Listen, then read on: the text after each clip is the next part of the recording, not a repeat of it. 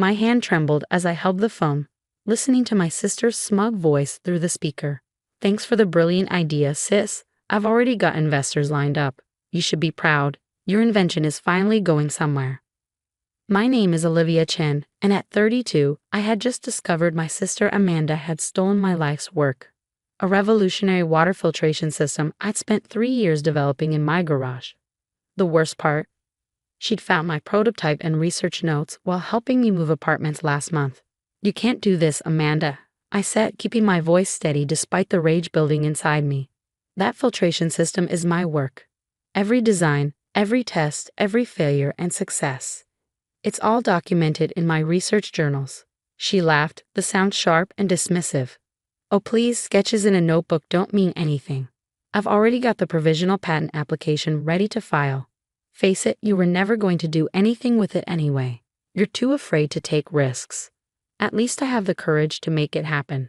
I gripped my desk, memories flooding back of all the times Amanda had taken credit for my achievements. In high school, she claimed my science project as her own, winning first place while I stayed silent. In college, she borrowed my research paper for inspiration and somehow ended up submitting an almost identical version to her professor.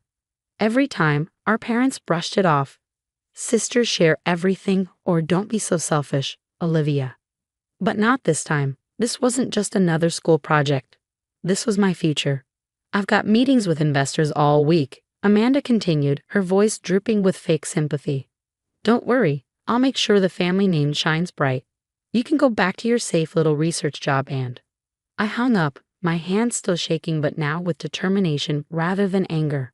Walking to my home office, I opened my safe and pulled out a thick manila envelope. Inside was something Amanda didn't know existed: my official patent application, filed 6 months ago when I first caught her snooping around my prototype. I learned from experience that my sister couldn't be trusted. So this time, I'd been prepared. Every test result, every design iteration, every piece of documentation had been properly notarized and filed. I even kept video logs of my development process, all time-stamped and backed up securely. My phone buzzed again. Amanda, no doubt calling to continue gloating. Instead of answering, I emailed my patent attorney. "It's happening exactly as we predicted. Time to proceed with phase 2. I smiled, thinking of the shocked look that would soon replace Amanda's smug expression. She thought she was so clever, but she just walked right into a trap 3 years in the making. Sometimes the best revenge isn't about getting even. It's about being 10 steps ahead. The next week unfolded exactly as I'd anticipated. Amanda paraded around town, meeting with potential investors, making grandiose promises about her revolutionary water filtration system. Each time she posted on social media about her breakthrough innovation, I documented it, adding to the steadily growing file my lawyer was building. My parents called, of course.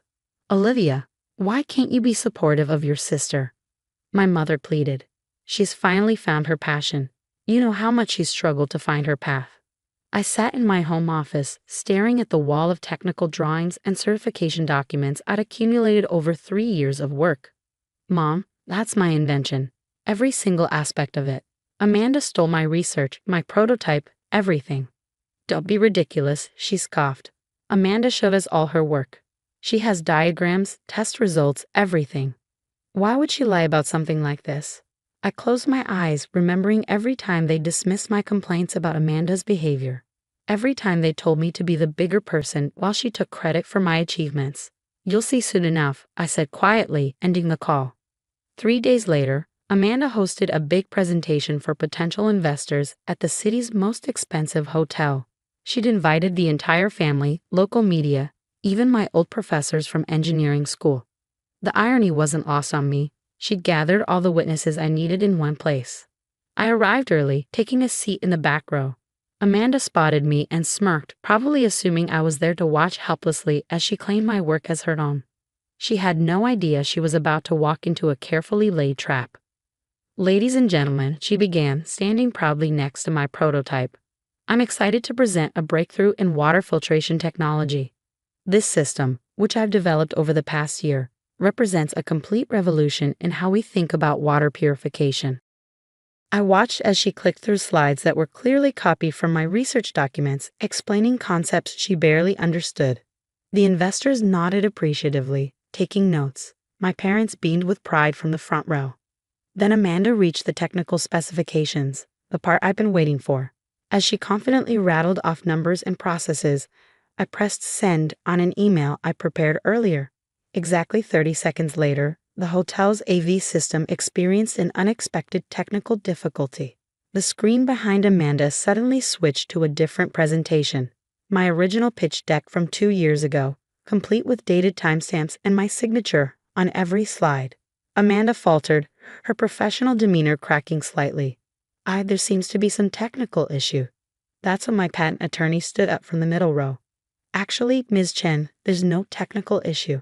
I'm Richard Maxwell, representing the patent holder of this technology, your sister, Olivia Chen. The room went silent. Amanda's face drained of color as Mr. Maxwell continued.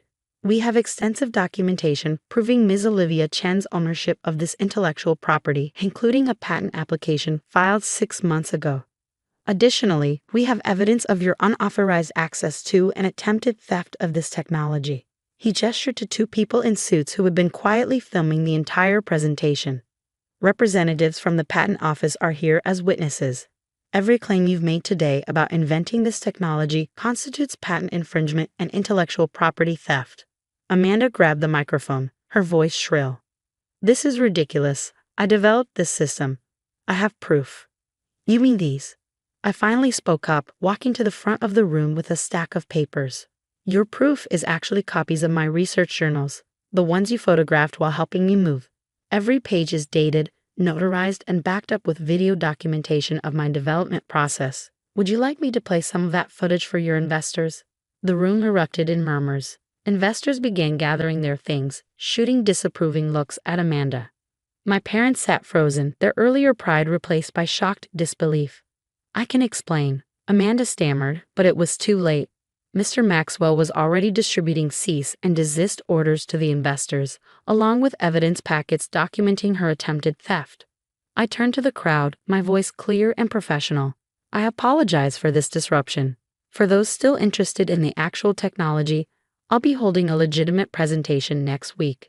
My team will contact you with details. As people filed out of the room, Amanda grabbed my arm. How could you do this to me, to your own sister? I gently removed her hand. No, Amanda. The question is, how could you do this to me, again? Did you really think I wouldn't protect my work this time? Our parents approached, their faces a mix of emotions. Dad looked disappointed, but for once, not in me. Mom just looked tired. Amanda, is this true? She asked quietly. Did you steal your sister's work? But Amanda was already pushing past them, running from the room in tears. She'd always been good at playing the victim when her schemes fell apart. The aftermath of Amanda's failed presentation unfolded like a carefully orchestrated symphony. Within days, my patent was fully approved, and several investors who had initially been approached by Amanda reached out to me directly. The irony wasn't lost on me. My sister's attempt to steal my invention had actually accelerated its path to market. But the personal fallout was harder to navigate. Amanda barricaded herself in her apartment, refusing to speak to anyone. Mom called daily, alternating between apologies and attempts to broker peace. Can't you drop the legal proceedings? She pleaded one evening. She's your sister, Olivia. She's suffering. I sat in my newly rented lab space, surrounded by improved prototypes of my filtration system. Mom, actions have consequences. Amanda needs to learn that she can't take what isn't hers. But she's family. Yes, she is, I interrupted, which made her betrayal even worse. How many times have you told me to let it go when she took credit for my work? How often did you dismiss my feelings because that's just how Amanda is? The silence on the other end was telling. Dad, surprisingly, took a different approach. He showed up at my lab one afternoon, looking older than I'd ever seen him. I owe you an apology, he said, examining my latest prototype. We failed you, Olivia. We enabled Amanda's behavior, made excuses for her, and taught her that she could get away with anything. Tears pricked at my eyes, but I kept working, adjusting a valve on the filtration unit. Why was it always my responsibility to keep the peace? Because you were stronger, he admitted. More capable. We took advantage of that, expected you to be the bigger person. It wasn't fair. He picked up one of my technical journals, flipping through pages of calculations and diagrams. This is incredible work, by the way. I'm sorry I didn't see it sooner. 2 weeks after the presentation, Amanda finally reached out through her lawyer. She wanted to negotiate, to find a way to collaborate on the project. My response was simple. She could either sign a legal admission of her attempted theft and agree to cease all claims to my invention, or we could proceed with a full lawsuit. She chose the former, though not without attempting to spin the story one last time on social media. But my documentation was too thorough, my evidence too complete. Her posts only served to make her look more guilty. The real surprise came during a family dinner a month later. Amanda showed up unannounced, looking different, humbled, perhaps. I've been talking to a therapist, she announced quietly, about why I do these things. Take what isn't mine. Try to be you instead of finding my own path. I continued eating, not ready to offer forgiveness just yet. I'm not asking you to trust me again, she continued. I know I've destroyed that, but I am sorry, Olivia, truly sorry. Looking at her, I saw something I'd never seen before. Genuine remorse, not just regret at being caught. Thank you for saying that, I replied carefully. But you're right, trust has to be earned.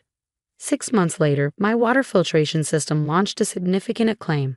The technology was being implemented in several developing countries, providing clean water to communities that desperately needed it. Every interview, every press release, every demonstration carried my name. Olivia Chen, inventor and engineer. Amanda found her own path eventually, going back to school for environmental science. Sometimes she'd send me articles about water conservation or sustainable technology, not trying to take credit or compete, just sharing information she thought I'd find interesting. Mom and Dad came to every demonstration, every award ceremony. They'd finally learned to celebrate my achievements without trying to share the spotlight with Amanda. It was a different kind of family dynamic, not perfect, but more honest. One evening, as I wrapped up a successful presentation, a young engineering student approached me. Ms. Chen, she said hesitantly, I read about what happened with your sister. How did you find the strength to stand up for yourself? I thought about the years of preparation, the careful documentation, the quiet determination that had led to this moment. I learned that protecting your work isn't selfish, I told her. Standing up for yourself isn't wrong. Sometimes the hardest people to stand up to are family, but that doesn't make it any less necessary. Later that night, I added another entry to my project journal, not technical specifications this time, but a simple truth I'd learned through all of this. Success isn't just about creating something innovative. It's about having the courage to protect it, nurture it, and ensure it reaches its full potential, even when that means standing up to the people you love.